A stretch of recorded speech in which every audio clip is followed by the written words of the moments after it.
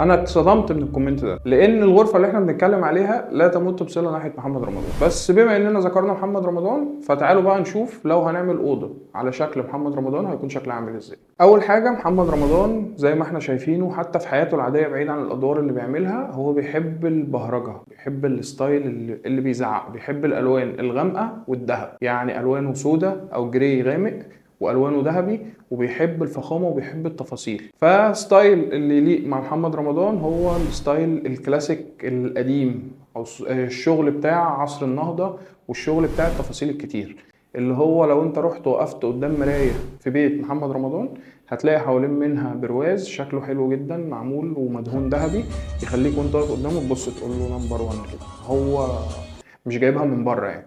فمحمد رمضان لو احنا بندور على ستايل يليق عليه هتلاقوه في الصوره دي. انما بقى لو قصدك ان انا اللي شبه محمد رمضان، فدي بقى انتوا اللي تقولوا لنا في الكومنتات انا شبه ولا لا.